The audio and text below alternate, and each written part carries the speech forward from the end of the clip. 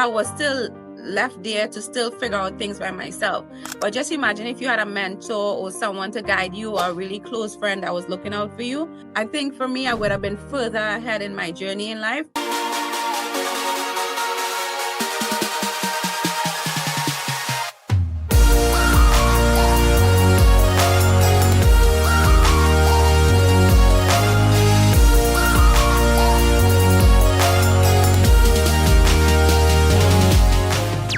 Welcome to another special edition of Living Boldly with Purpose. I am Dr. B. I am your host.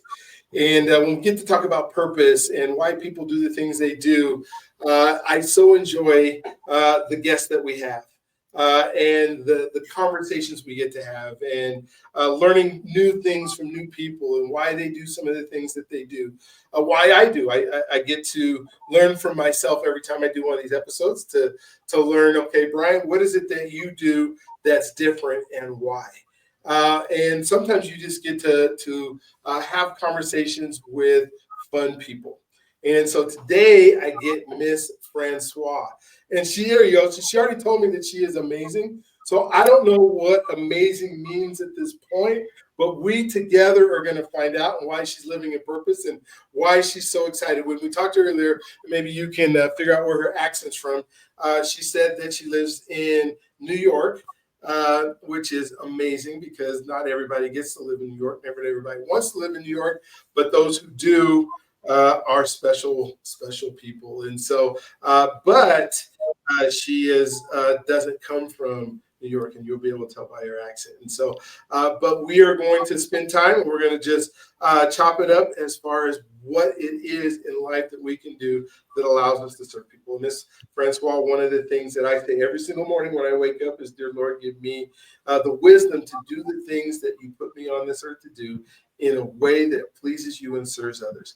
Because I don't know, maybe you can help us with this, if you can be in purpose and living your purpose and not serve others. And as we try to explore this in this podcast, I think you have to. And then what does that look like in your life? And so thank you for being on. Thank you for taking your time. You may hear her stomach growl because she's hungry, but I'm going to keep her on this podcast as long as I can, so she can go eat afterwards and know that she just did this incredible job talking to us today. So, Mss Francois, please tell us your story. Hello, Dr. B. So as Dr. B said, my name is Mss Francois. I know I didn't misspell it. MSS stands for multi-talented and super sexy. I mean, it's obvious. So that's easy. So as you can hear, I have an accent. I am from Trinidad and Tobago. Just so you know, it's one of the sexiest accents in the world. Yes, you can Google that and you're welcome. With that said, I grew up from a really large family in Trinidad and Tobago, a huge family. And when you come from a large family and everybody around you tend to be called auntie and uncle, it's like just a family. Everybody, that's what it is, right? That's what you're accustomed to. And as a child, you learn to respect your elders. Even if they're telling you something wrong, your elders are always right. That's the rule. So when I migrated here in my late teens, I had a serious culture shock. So just imagine coming from this small island, we have like 1.5 million people, to United States of America, where everything's supposed to be paved with gold and everybody's happy and money is flowing, to come somewhere where your family mistreats you. You get all your stuff put in a black garbage bag and put on the side of the street. When you come here, everyone always have this amazing story of how great things going to be and how much money you're going to make. But no one really tells you the true story of all the stress, frustration, anger, hurt, confusion that you experience when you're brand new to a country or even a state like New York. So after I had that happen to me, where I had all my things thrown out on the side of the street, and keep in mind, that was my first year, so I wasn't even in the country that long. So I am clueless, and I was 17, but with a mind of like a 10-year-old. So I did not know where I was going, what I was going to do. But I must say, at the end of the day, family is the one that failed me, and strangers are the one that helped me. So I just want to add this one story that when my things were thrown outside, I remember Who threw your things out? My aunt. I came outside. I came home, come from work, Yes. And I have a bag, the black. I always say black garbage bag because I just you remember seeing the black garbage bag just outside the door, right? And that was all my things. I guess the only good thing about it, I haven't been in the country for maybe 9 months, so I Mhm. didn't have much. Okay, you didn't have much to throw out, but Yeah. all in one bag. And your aunt was obviously not happy with you for whatever reason, and she decided that it's time for you to find somewhere else to live. Right. And I think with my aunt, I always say when I look back, they were more about money than morals. So they some of the things they did for money wasn't how I grew up. It just wasn't the norm. And those are things that I was not accustomed doing and I was not willing to do. So I think it was a lot of that, and they just don't want to have an extra mouth to feed, right? Mhm. But if I had enough money and I would give them a certain amount of money, they'll be fine for like a few days, and then because when they cook, they never gave me anything to eat. So I was living off of Cheerios and milk. I Oh still love God. Cheerios and milk up until today. And I worked at McDonald's at the time, and I was cute. Well, I'm still cute. So all the guys used to buy my meals because back then you didn't get your meals for free. You had to pay half price. And I was making what, $125 a week. So it's crazy. But one of the best things this is what I always tell people, be nice to everybody you meet along the way. Because when I used to walk to work, I used to walk to work like a 20 minutes walk. Plus, I'm Caribbean. I thought walking was normal, right? I Mhm. didn't get into the bus thing. I used to tell this Baba every time I passed by, I used to say, good evening, good morning. I'm Caribbean, so good night. And I was just always polite. So when I got thrown out, I got a cab and I dropped out by the barber shop. Mind you, I don't even know the guy like that, right? But I told him my situation, and so when I told him my situation, he said, "Well, I can't really fully help you because I have a wife, so I can't bring you home." Right? And then he was talking about maybe I could sleep in the barber shop that night because it's not like I'm loaded. I don't know anywhere really. I don't even know that many people. And so happened this particular a guy came up and he was gay. So I have to put that in because back then, that's years ago. So he was like the flaming gay, like, oh my God, kind of gay.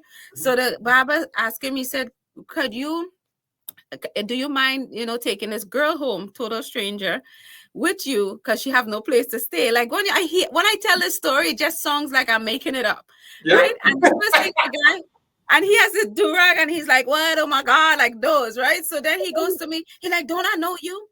He's like, "Did not cuss you out a few weeks ago?" He did cuss me out, right? Really? He remembered you. Okay. Yes, because he came to McDonald's, and I'm new. Remember, in the Caribbean, nobody's working at my age. Your parents take care of you, but you have to have a job in America. It seemed like everyone have a job. And this was my first job, and I didn't know about the meals, and it comes with a drink and a fry. So every time someone ordered a number, I used to have to turn around. So when I turned around to give him to say like, okay, cheeseburger, okay, fries, he was like, you all hiring dumb people up, and like he just went off on me. But I must say, because he went off on me, Uh, that I remember that day I went and I learned all the meals by heart. So ah. but the funny thing is, what are the chances him being the same person that pulls up who cussed me out and remembers me? So he was nice enough to take a total stranger to his house. And even though I make light of the story now, think about it. That was a total stranger. Yes, he was gay, but how do I know he wouldn't have raped me? Yeah. Wouldn't have killed me. It's not like someone I knew, right? But he was really polite to me. He took me home. We put on dresses. We Oh watched a gosh. movie, and it was fun. So I'm just grateful that someone who did me wrong, everything, God was definitely looking out for me because that could have turned out so badly. But because at least I had a place to stay, someone else like let me stay with them for like a week, and then a friend of my dad allowed me to stay with them because I should have said I was in New Jersey first, and then I came to New York after that situation. Gotcha. So your aunt takes you out, you stay with this person, and then you call your dad and you cry to him. Who's the dad? Well, You he say, was passing one because that was his sister. So that's to show "Oh your my God! family, right? Family, the Oh." best. So he's now angry with his sister, but he still got to figure out what to do with his baby, Right, and then exactly. to And I'm a another relative. baby. Yeah, to another relative, And then how did it work out with the new So relative? the thing is, it wasn't even a relative. That used to be the person I was with. I call her mom because she's like a Okay. mom to me. It was one of his ex-girlfriends from those days of high school or whatever the case might Wow. be. But she was nice enough to take care of me, and she took care of me just like if I was one of her daughters. A total stranger. Isn't that amazing? You were so blessed. So now you're trying to figure out New York. You're figuring out America. What does life look like now after you? It's very confusing because I think one of the things I always look back, people always say, "Oh, never have regrets," right? And I'm like, we all have regrets. We just pretend we don't, and we pretend we're okay with it because we know we cannot change it. But we Yeah. all have regrets, right? So I think my biggest thing was when I look back and go through those days and times, is that I didn't have proper support. Like I didn't have proper direction. So I was still left there to still figure out things by myself. But just imagine if you had a mentor or someone to guide you or a really close friend that was looking out for you. I think for me, I would have been further ahead in my journey in life, but I think I was mimicking anybody around me trying to figure out and find my way. So that was kind of hard. And I feel like it did set me back at least 5 years. But everything Well, happens for a reason, right? God just absolutely. didn't tell you. No, He no, just don't tell you why. yeah. Why'd you come to America? What was the reasoning at Cause 17 years your old? parents stupid. Your parents have no, okay. Most of the time, your parents are thinking about you. They want the best for you. Like, I want my child to have the best. And in everyone's mind, especially when you come from such a small island. And think back, your parents, especially my parents in the Caribbean, half of them didn't finish school, right? My Mhm. dad must he finished school when he left school when he was like 9. My mom left school when she was like 13. So they're just doing the best they can, right? And when I was growing up, my mom left when I was like 11. So I was taking care of my brothers, two brothers, they're twins, and my sister. So I was kind of doing a lot of mom duties since I was 11. And one of the things is my dad felt in his heart, like, okay, my daughter, the apple of his eye, he's like, okay, or she been doing adult stuff. Let her get a chance to do something for herself. But I wish sometimes in the Caribbean household they would ask their kids. I didn't want to come to America. I had no desire. It was never a dream. I used to look up in the sky and say, "Oh, America up in the sky," and I didn't really care. But I think he did it for good reasons. But if he had asked me, I would not have come. Because think about me coming here. All for the first few months, all I did was cry. It was very hard, very traumatizing. I would not wish that on anybody. Did you try to go to school while you were here? Or Oh, you just went to so straight the to best college? thing about me Uh-huh. is that I'm self-motivated and naturally driven. I didn't know that at the time. I thought I had this thing that everybody is like me. So every time there's an opportunity, I take advantage of every opportunity. So I get to stand before you and say I have 2 master's degrees. I do not play, but every chance I get, so I worked even it doesn't matter. Like if I worked in a financial institution, and even in the financial institution, they would pay for school, part of your school, right? They said they'll pay for it after a year. I was asking every 2 months, is it now? Is it now? Like, so wherever there's an opportunity, I'm gonna take advantage. Don't tell me there's anything anywhere. I will figure it out, find it, and do it. Gotcha. So did you enjoy school when I you got hate school. Like you I hated it? don't. I hate it. So Okay, you went I'm not even gonna lie, but I understand the concept and why. I think, like they said, a lot of times they said they have school, the system to see if you can actually follow through and complete something. So that's one of the reasons I get why school is important. And I think the best part of school for me was the people and the teachers and those things that I learned about the world, like the conversation sometimes. But no, I do not like school whatsoever. But if it's an opportunity, remember when you get a piece of paper in the society we live in, no one could take that piece of paper away from me. So I'll keep my piece of paper. there you go. Was it always New York, or did you want to live in any other part of the United States? I do not like cold. I just wish if New York could just be warm, my life would be perfect. I Why aren't like you New in York, Florida? and huh? Why aren't you in Florida like all the other New Yorkers who don't like to be cold? Yeah, no. Florida is still too much old people. Like Okay. you gotta think before you make that move. And I think like anything else, it's scary, right? People, change is still scary. And when you're accustomed 25 years in one particular place, you could get up, you could any food you want. You're meeting someday, you walk down the street and meet your family and friends that you didn't even know was living up here. It's like New York to me is still more of a family oriented place, different from where I come from, but still family oriented.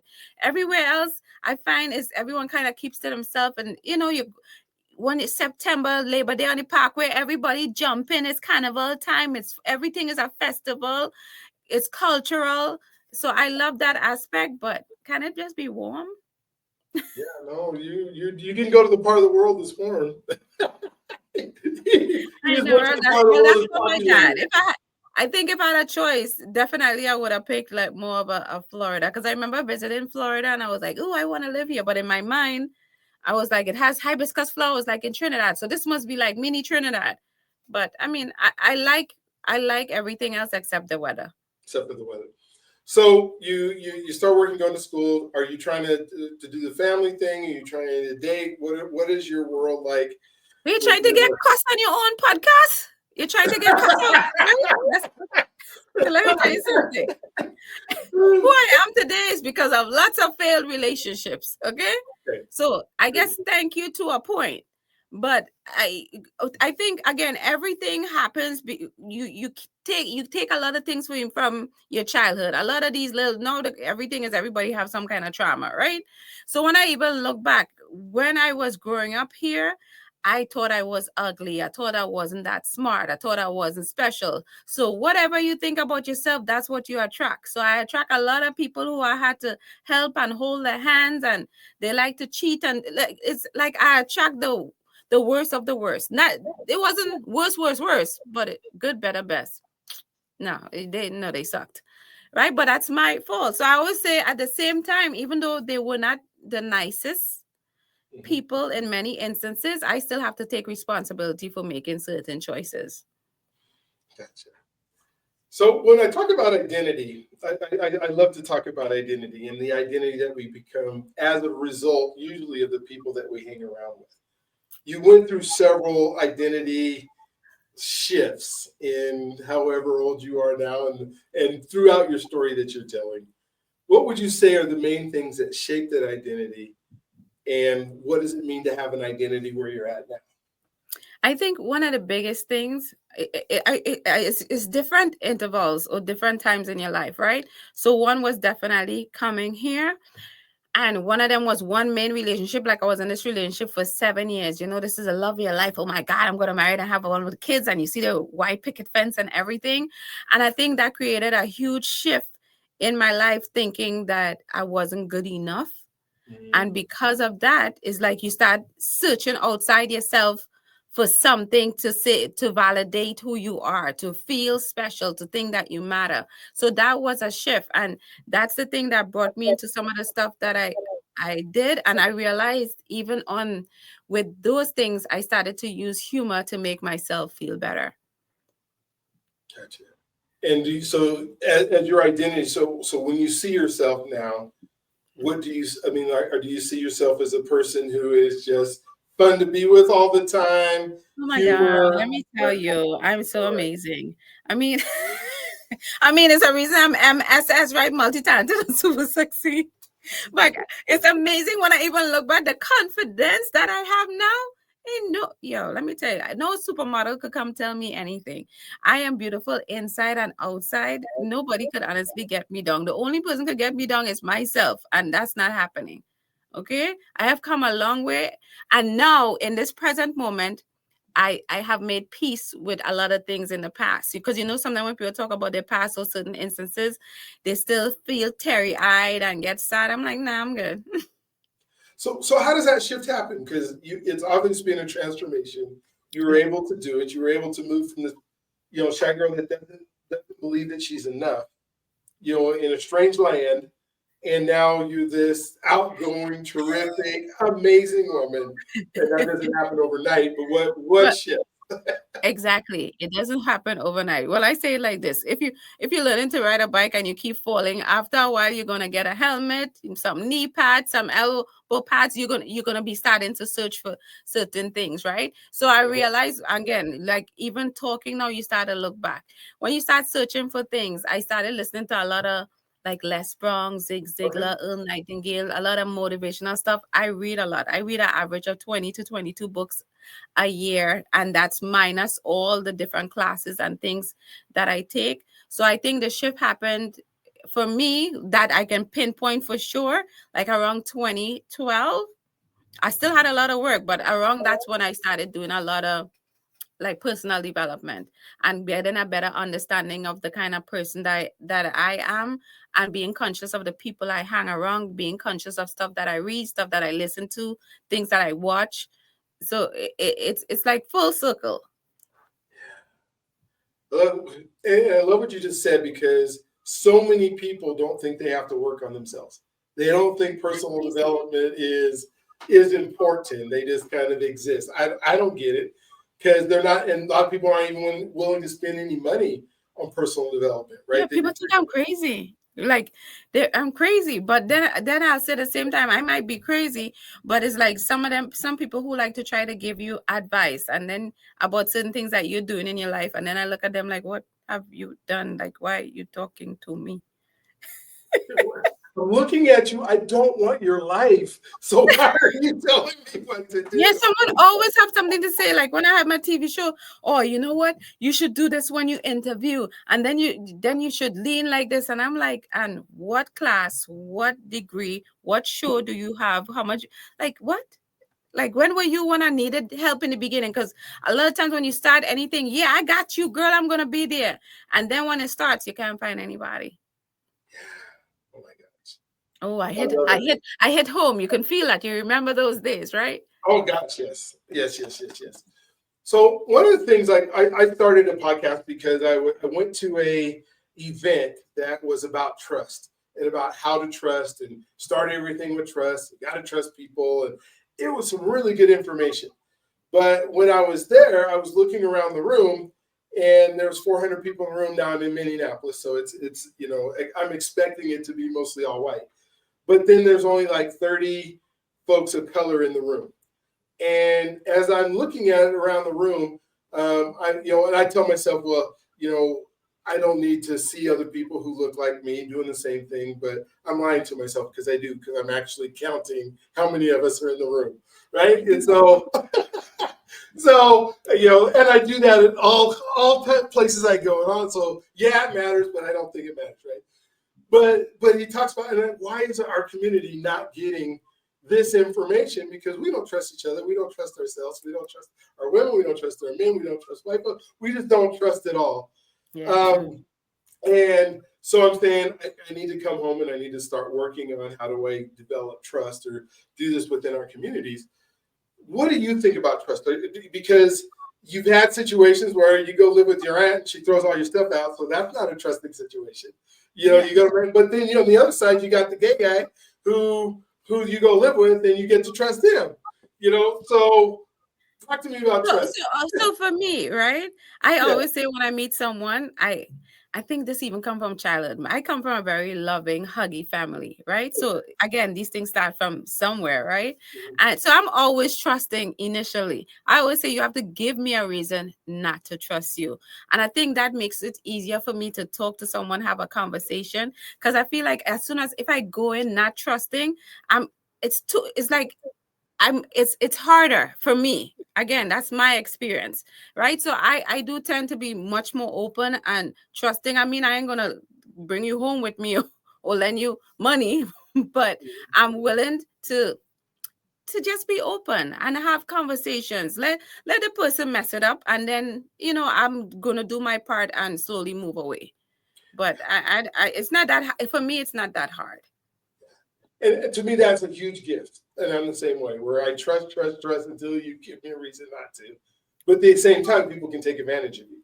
You look at Right? all the relationships that you've had, right? You trust, Yes, believe and then me. then you I have got a few of those. you.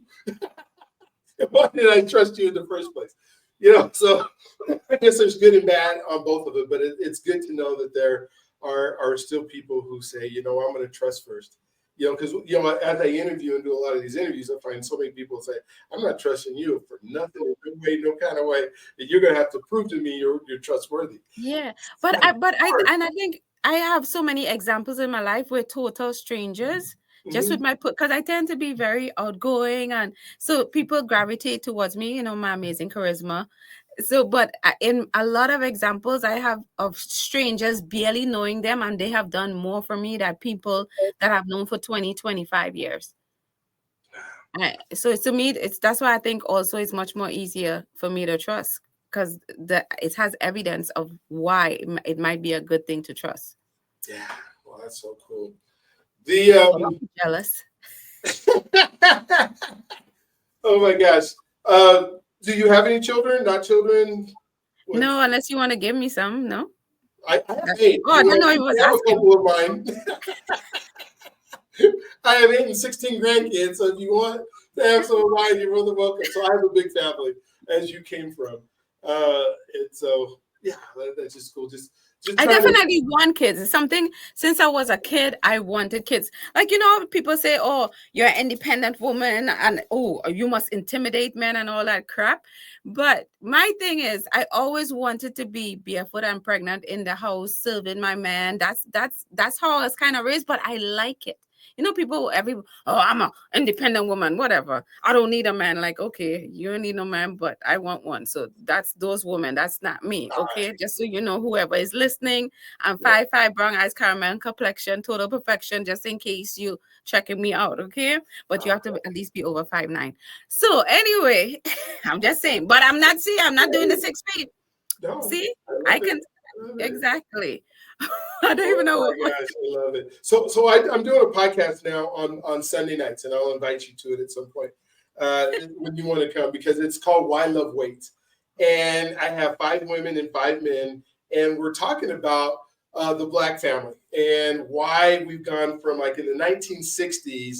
Uh, when I look at the statistic, 50% of Black women have never been over the age of 40, have never been married, but 75% of that 50% has at least one child. And so the family unit has just been, our country has systematically figured out how to not have families together anymore. And I think families are so important. I think God Yes. created us to be together. They didn't create us to be alone. But men have issues, right? Because the men that are telling me, well, I don't ever want to get married because then I have to give her half. Well, you've already decided that Yeah. you're I not think going we to stay start, there. anytime we think relationships, everyone starts to think of all the negatives, Of right? course, yeah. And I've seen all the older gentlemen, and especially successful men, the older generation says, if it's one thing you do, especially when it comes to business, is finding the right mate, because finding the right mate could elevate you to just the stratosphere, right? Because and I think now everyone is like, I could do it alone. And I always tell people, no matter what you do in life, I kind of sound when someone say, I did it alone all by myself. That's impossible. You had to And who have would help want along to? the way. Who would want to do it all by themselves, right? Yes, that's not fun. Like, one of the things, so I'm not in a relationship right now, but one of the things I tell people, because everybody have things that they value. One of the biggest thing for me is support, Mhm. right? So sometimes I'm like, well, I could be Oprah, why can't you be Stedman, right? But anyway, like, I win an award, you get a certificate, you walk, you in front of the stage, because I'm on stages all the time, and then I walk down and there's nobody there. That is sad. No one to just go, hey, babe, or give you a hug or give you a smile. That makes such a huge difference. It's cute when everyone is clapping and shouting, but then you go home and you're by yourself. That is sad. I don't even know how I could go, a month by myself. I'm so Well, you dependent. always had company, so that would be Oh hard yeah, enough. I never, and I don't know if that's on purpose or I suppose I could survive. I don't want to, because like you said, I can't imagine going doing all the things I do and then not Yes, having that support, not having somebody to say, yes, even when I mess up, right? Because I'm not perfect all the time. But somebody right, to say, it's okay, baby. I love you anyways. You suck right, tonight. You were terrible, but we'll try yes, it again tomorrow, right? Instead of being in yes, my own head all the time. Oh my gosh. So you talk about being on stages and stuff. So what are the things that you do that you're serving people and whether it's creating laughter or just what are the things that you do in order to make this world a better place? So, I like that. Make this, oh, Michael Jackson, my number one. So, one of the things that I do a few things. When it comes to stages, I I have a one woman show called Frustrated that I have done like on off Broadway. I've gone to other cities and Texas. I had a show. It's just a one-hour show, just basically going through my relationship journey. Hence why it's Frustrated. But I always say, even though I bring the laughter, I always make sure there's a lesson at the end of it. Because when you go through all the journey of relationships, sometimes you're searching for love in all the wrong places. And at the end of it is you need to love yourself first and love yourself more before you could bring someone into that, right? So that's one thing that I do. I love that part. I think that's one thing I said, if I have the opportunity, which I do believe I will, I would want to take that like nationally and internationally and just tour with that. And the other things that I do speak on stages. It has to do with a lot of woman conferences and events and networking. And most of the stuff that I talk about is just being able to like getting over heartbreak or setback and just being able to transition to the next chapter in your life, but making sure you, especially in women, because mine is mostly focused on women. So I support women that are exploring new relationships or healing from broken relationship. I help them to rediscover your self identity, because a lot of times when you're in relationships, what happens? It's always about everybody else, and then you forget about yourself. So when your relationship ends, you all of a sudden you're confused and you're lost and you're hurt and you have all these emotions. So I say I want you, when you get out of all of this, or even before you search for that new person or find that new person, make sure you're transitioning to the next chapter confidently and you know who you are. So that's one things I talk about. And I also do something called comedic monologues, which All right. anytime you see I do anything with humor and comedy, it makes me happy, right? Because I think I am a big advocate of laughter, and I always tell people Google laughter. It's stress reliever. It heals pain. It brings connection. It just does so many different things. Even when I do my talk show, if I'm talking or I do these comedic monologues, like 5 to 7 minutes, I might tell a story. I'm not a comedian, but I tell a story. It has the lesson, but it has the humor. You're gonna remember it more. You're gonna tell your friend about it more. Because sometimes when you don't have the humor, people we already don't retain a lot, right? So when I finish with my story, you're gonna remember a lot of it, because I always come with the humor, but I come with the shock value also. But it's always centered about women and being your best self at the end of the day. What, as a woman, what does it mean to be your best self? What does What that needs look to be to be for me is to for you? Yeah, be. let's do you because you're a Oh, woman and yes, because it's me. Because so everybody gonna have something to say, though, but to be authentically you. okay. Because who I am right now, again, I have grown a lot. But I even remember when at times when I don't know if you know about Toastmasters public speaking, Yeah. right? So when I started example Toastmasters, you saw all these people, professors, and they're speaking a certain way. They sung, well groomed and all the vocabulary. And you hear how I talk. That's nowhere close to it. So at that time, you're trying to be someone else, or someone else is telling you should song like that person. So you being able to be authentically you, whatever that might look like, that's me being my best self, risking it all and just being me and loving myself, and just loving myself. It's me. That's how I choose to talk. That's And at the end of the day, even with Toastmasters, I was able to win the humorous competition in my district. Coming from someone that was scared to talk in front of people to winning that competition, that is huge for me. And even when I was going through the levels of the competition, I had people tell me, oh, it's too many white people in the audience, they wouldn't be able to get it. Oh, I don't think that's a little too much, you shouldn't say it like that, maybe you should say it like that. Of course, all the people that told me that never win a competition, but we wouldn't get into that. But it's just authentically being who you are and loving yourself while you're doing it. Well, and for the young lady, or just any of the women that you empower, that you help, and they're saying to themselves, "I don't feel like I'm enough. I haven't been able to find my voice outside of my special group of people." What do you say to them? How do you help them come outside of their shells and become. So I think the first thing, right? There's a lot of first things, right? So one thing I always tell people is finding your gift, right? And when people say that, everyone is like, I don't know what my gift is. And I'm like, oh my goodness, it's so easy. Yeah. It's anything you do, right? That that just comes so easy to you. Sometimes people say it's anything you do that other people find hard to do, or but it's anything you do that you just don't have to think about it, and it's just so simple, right? So I think it's focusing on what you're good at, what your gift, what makes you happy. Because once something makes you happy, so much could come from that after. And beside that, even though you said one thing, for me is again one a lot of times is self-love. And I always tell people sometimes when we thinking about self-love or thinking about just ourselves, we try to think too grand. And I think a lot of us is just like if you make a goal or a resolution, you want to lose weight, but you want to lose you weigh 300 pounds, but you say you're going to lose 100 pounds in a month. I think we try to go too big. And I always tell people just do the small things. So people always say affirmations, but then people want to write this whole long letter to yourself. I'm like, time, Yeah. just We do got the simple thousands thing. of affirmations. Right. And then, and always in the beginning, what do we do? Anytime we learn something new, we get excited. You write out this long letter, say it in the mirror, read it every morning. And the first 2 days, you're like, hype. By the third or fourth, you fall off. So I always say, keep it something simple. I love you. I forgive you. I commit to you. Like just something simple and something you could say at any time because you have to start with you. And if you don't start with you, honestly, everything else is lost. So just do simple things, small things, people. Make it habits.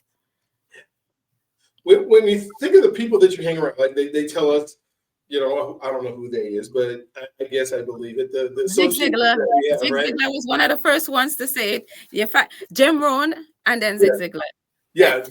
Zig Ziglar. Yeah, talk about the associations and the people that you hang around. How do you find the right circles or the groups of people that help you and move you forward? And then how do you stop the people, or what do you do with the negative Well, you people? asking me like 10 questions in one. The first Of question is how you course. find the people, right? It's a All right. two-sided question. Everything's two-sided, right? There's this and that. You've never seen a two-sided piece, a one-sided piece of bread, or one-sided coin, Well, or I'm only looking pancake. at one side at a moment, right? One Okay, side at a so time. yeah, Thank so you. we'll flip the side. So associations, talk to me. Okay. So again, after you find your gift and stuff, right? Find Uh, yourself in places with like-minded people. So, and again, you could fail at a lot of these things in the beginning, but that join different groups. It's have so many things out there. So, for instance, I do Toastmasters. It have for me, it's New York Black MBA. It's I go to something called Momentum Education, conferences, seminars. There's so many, and first of all, there are a lot of free stuff to begin with. But find like-minded people. You'll be amazed of so many connections you can meet when you in certain circles. And again, if you continue to work on yourself, you're gonna be attracting the right people. And I think people fail at that. Some people just sit down with their regular friends that half of them ain't doing much and then expect things to immediately change. gotcha. Well, Miss Francois, I live in Des Moines, Iowa, Oh my and God. I can't find Sorry.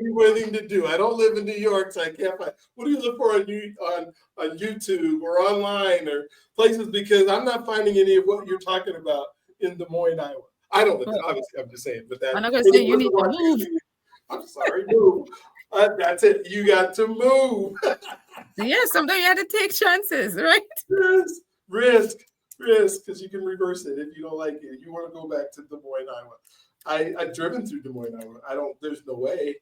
I can stay there. I couldn't even stay there for the night. I had to drive through. Sorry for the folks that live in Des Moines, Iowa. Certain things when I hear certain like states or tongues, I'm like, don't sound like I should be going there. I'm good. Rapid City, North Dakota. You can't wait to go Nah, I'm good. But thank you. there. Thank you for the offer. So, how do you find stuff online that can help you move forward?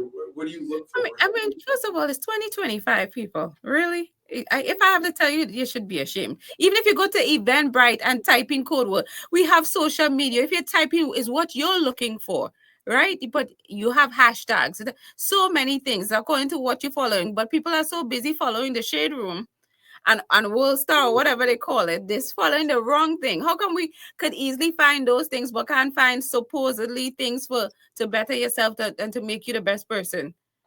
It's I see people just scroll. Like I can't move myself to watch cat videos or to watch half the stuff that's there. Like, how is that going to impact my life? Because there's entertainment and there's education, right? And so true. I want to be entertained. There's times to be entertained, but I can't spend my whole life, especially if I'm broke or I'm trying to move forward and I can't do stuff. I have no business watching entertainment. No, Send the and TV it's over. very distracting because, like, so one of the things with like the Netflix and all those things, right? I'm not big on TV, but you have your shows that you watch. But I always tell people when they say, "Oh, you should check out this particular show," I always go, "Is it a series or a movie?" If it's a series, I said no, thank you. Because again, we in the season, this the space of we're able to binge watch 9 seasons. Each 9 season have about 12 to 16 episodes. That's my whole life. All those people on TV, they know what their gifts are and they're getting paid. Am I getting paid to sit down and watch them? So I don't think people are thinking. I think a lot of times we are so unaware and we're just going through the motions that and until we wake up one day and we're like 60 and 70, and then you want to know where did my 20s and 30s go. And then these are the same people that's gonna say, "Oh, I never have time." Really? You just choose to you're using your time for what you want to use it for. And then when something comes up for you to pursue or put some work into it, all of a sudden you don't have time. We all have the same exact time. Yeah, I mean, there's only 24 hours in a day, and that's Yes, as far as I know. yeah. And so if I have time, how come you don't have time? What is Right. Because people always say they don't have time. And the first thing I say, I'm like, so what TV shows do you watch? What's the last movie you watch? Right. And then they'll start naming all the shows. And I'm like, so you don't have time. Oh, okay. Oh yes. And how come we have so many things made so much easier? Washing machine, microwave, like we have meals being, the grocery delivering the meals. Yet more time we things are created to free up our time. Now we have Google. You don't have to get up and go to the library.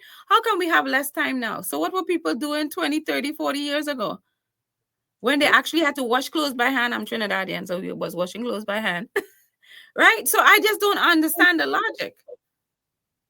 I mean, before we had cell phones, how do we go to a restaurant and eat with somebody without a cell phone in our hand to talk to Yes. somebody else that's not in front of us? It's crazy. It's crazy to me. And it's just like people, oh, I don't have time to call you. Really?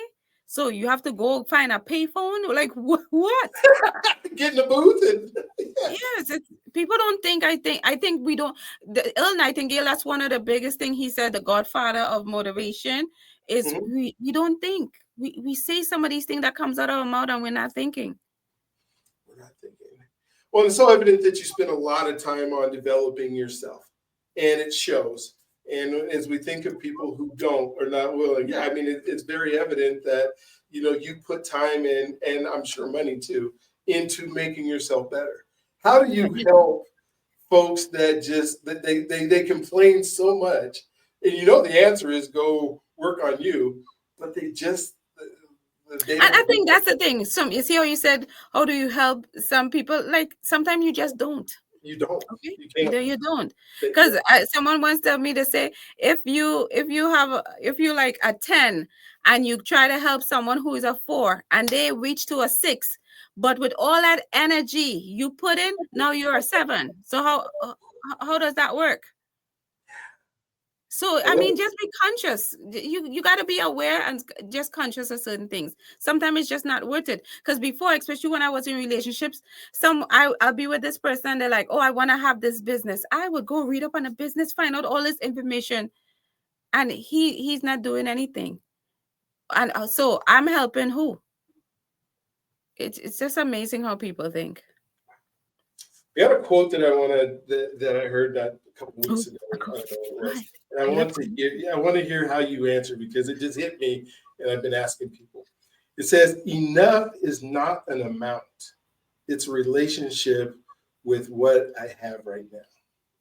Oh, it's a relationship. So it's basically what you have right now is this exactly enough? Is this is what you have in this present moment? And it's what you do with what you have at this present moment could continue. Again, it's all about growth. To me, that whole statement is about growth, but being present and being grateful and being happy with what you have in this present moment. Yeah, because enough. When I think about that, enough is not. I mean, it's if it's always an amount, we can never hit it because Right, the because you amount always changes. right. Because you always want more. You want the bigger, fancier car, the bigger house. You and that is something I always wrestle with just being present. Because it's Uh, always this. You know, and this. Then I die. It doesn't work. So sometimes you just even have to just the simple thing as walking outside and being like, look, a tree. Wow, mhm. but that's so hard in this day and age. It's amazing how hard it seemed to be. But it's how much time I always tell people sometimes instead of driving, just be the passenger. Because when you're driving, again, you're so focused, but when you're the passenger, you're like, when does this building come up? Oh my God, I didn't see the sign. Oh, I didn't know that tree was there. Like you see so much more. So just be present. I am so we went on Denver. It's about 1,000 miles to LA, and we had to go to do a trip to LA. And so you got to drive through the Colorado mountains. You got to drive through Utah. Then you go into Nevada, a little bit of Arizona, and then you're finally in California. And so we're doing this. My wife and I are doing this in November, and we finally in the car. The car has like this auto drive thing, and I've made this trip probably in the last I don't know, the last 50 years of my life, I probably made this trip at least 25, 30 times. Wow. But now the car actually drives itself. So I tell the car to drive, and there's like so much more world that I got to see. Wow, By right? the car drive. Now I'm still looking at the road because the car makes you look at the road. Right. But at the same time, I'm like, oh, this is a beautiful canyon. Oh, these trees, have these trees been here? I know this road is like one freeway. You're in the car for 16 hours. Wow. And yeah, I didn't even know that world existed. I made that trip so many times, Right. and we Isn't that don't stop. amazing? Yeah, we don't stop. We just put this on like this, and we just do like this, Yeah. and then hope that we get through life. And we can't if we Like don't. I live where I live, I think it's 12 years now. And for like the first, I don't know, 8 years, I didn't even know none of my neighbors. Like clueless. You get up and why it is that think about it. You get up, we always in a rush. You Mhm. jump in your car, you just go, it's just we just do we're like zombies in a way, And how I end up starting to know my neighbors, something was wrong with my car, and I ain't got nobody, I ain't got a man. They ask the neighbor, and he's like, I see you. You're the one that changed the color of your hair like every 6 months. Oh And I no, so he know you. and that just show how people be paying attention and watching you. But I most of the time when I leave in the morning, I don't come back to the night. So I don't really see anybody. And especially when it's winter, I always say to me, winter in New York is like 9 months. And then you have 3 months of summer. That's how I feel. So you ain't trying to hang out outside, you inside. Inside, yeah. Yeah. Let's Amazing. talk Need to about pay health a attention. little. Yeah, talk about health a little bit. What do you do to stay healthy, both physically and mentally, to be able to do all the things? Well, let me tell you, because I look good. Well, yeah, it doesn't happen from sitting home eating Cheetos. So, what is it? So it's okay. So again, I read a lot, right? And since I'm all in personal development, I think it starts with your mind first of all, right? But it's so many things. So I'm someone that I detox, right, to just Okay. clear those toxin out. I go to the gym. I do a lot of different things. I'm conscious of what I'm eating. Again, I won't say, oh, I'm not like gun ho and I don't eat this, I don't eat that. It's just I pay attention. It's not like you say, watch what you eat. I literally watch what I eat. So if you know, I ain't gonna go to McDonald's every other day or whatever. Well, I barely go there, but it's just You work for there. You me. definitely going there. For me, it's just being conscious. I have one body. And I go to the doctor, I do my full medical in the beginning of the year, right? And this is how I do my medical. After he takes everything and I go back in, I was like, okay, just tell me how perfectly healthy I am. And I'm one of the health, and I'm proud of myself. Like when they have those things to check off, like what pills you on. Mine's always no, I have nothing. So I am grateful. No, nothing. They ask you what things do you do? What pills do you take? I'm like vitamins. I don't know. Nothing. So I am super, and this is me putting in that work, reading, following through action steps. I ain't saying it's easy. I hate the gym just like I hate school. But I understand what is it, the pain of regret or the pain of what is the word? I can't remember. But is that or the pain of regret or the pain of I can't remember the other word, but it's like I would rather not the pain of regret, Yeah. because in the moment we think everything is no big deal, but these things catch up with you as life continues. And no, I know this is all I have, so I'm keeping it to the best I can. He said the pain of doing it now or the pain of regret later, and then your Yeah. body sucks and you can't get up, you can't do things. Mental health. Let's talk about a little bit about mental health. Is there things that you need to do? I mean, humor is a great part of it. Laughter is a huge part of Yeah. healthiness. And, when I think about mental health and being healthy physically helps you to be mentally healthy. But, we all go through stuff and we all have to figure out what to do. What do you do to just make sure your mind I mean, stays? we're human. Last time I checked, this is what I tell people. I kind of take part of Les Brown. Les Brown says, called life. Like, Yes. why do you think you're going to be happy every day? Well, who are you? Jesus wasn't happy every day, right? So, like, calm that down. He threw over tables in church and stuff. He was angry a few times. Like, I tell people when they read the Bible, I read the Bible differently from some people read it, okay? Jesus was angry, Oh, yeah. right? Several times. So again, to me, it's okay to be in the moment of whatever you're feeling. I think the problem always lies because we stay there too long, and that's the problem. But it's okay to be in the moment, feel what you're feeling, your emotions, so forth and so on. But I think as all the things that I've learned, I mean, after a while, you know different strategies. Sometimes I like, damn it. Sometimes I like being ignorant, but you know what you need to be able to do. And sometimes it's just even calling a friend. Like I don't believe in friends per se, because everybody have friends. My BFF, my friend, friends with benefits. So I think friendships kind of water down to me. We all could have friends, but they're not that special, right? They're just for different things, right? The friend you drink with, the friend you sleep with, I don't know, just friends. But I believe in having confidence. And if you look up the word confidence, for me, you only have one or two or three if you're lucky in your entire life.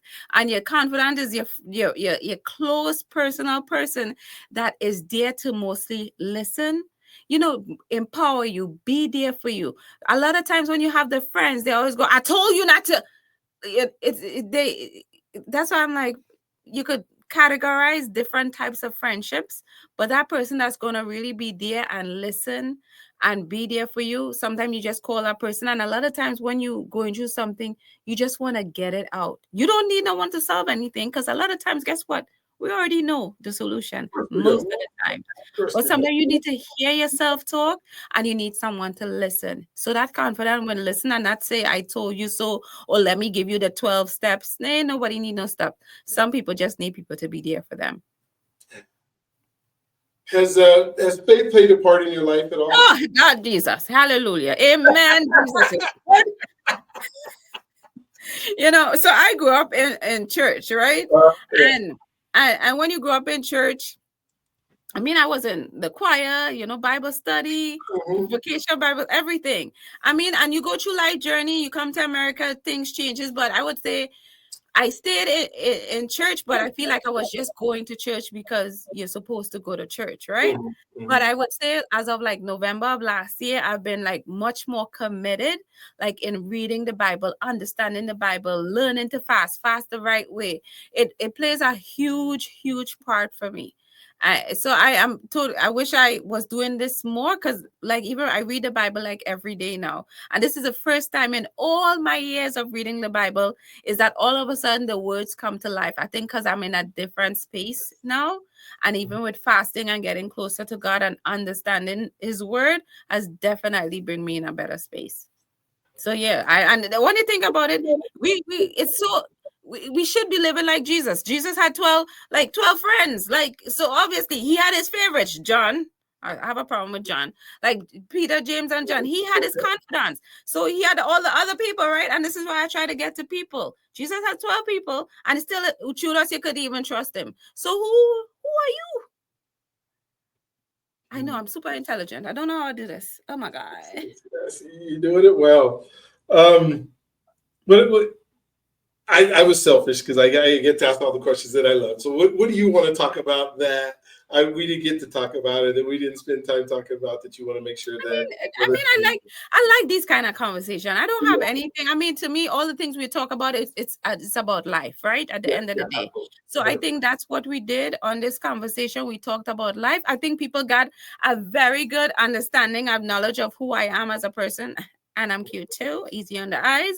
So I think I'm fine. I mean, if they want to know more about me, they could definitely check out my website. It's my name, Mss Francois. And you could always follow me on social media, see all the amazing things I'm doing. Join in, DM me. I'm pretty much open, almost an open book. You don't need to read, like, some of the chapters are missing, but I'm there. When you get to travel where people can come see you and spend time with you, and are you going to do Where? that national tour and come to Colorado so I can come see you? Well, for two I'm people to not going back to New York, not especially in the winter. Then the summer's too hot. You guys got so much humidity. And okay, we're in Texas. Calm down. Okay? Texas is different. My mom live in Texas. I go there pretty often. That's okay, heat. Okay? And plus, that's ain't nobody want you here. You act like we are. I asked you to come here. Ain't nobody want you here. Stay which part you are. I'm gonna stay right here. But Head west, not east. Oh my gosh. once I'm on Instagram, and for the older people, Facebook, or even TikTok for the younger people. I mean, Okay. I have things posted on because the next thing I'm gonna be, I do something in New York. Like, I do my comedic monologues. That's gonna be for Women's Month. I have a few things. Women's Month is one of the busiest months. Then I'm gonna be going to Savannah for a Women's Summit. So believe me, if you check out social media, everything is right there. Hopefully you all can read, right? Okay. I would hope so.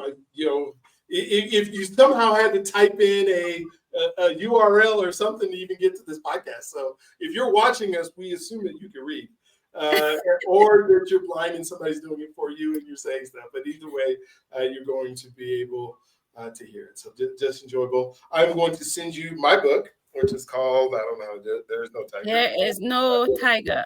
Yeah. So Does it it's have something at the bottom? Yeah, overcoming overthinking and controlling anxiety. And Wow. so I wrote a book. Yeah, we need a lot of that these days. Oh my gosh. Yeah, so it is fun. My son works for Pixar, and so he did the cover and everything for me, which is really cool. He works where?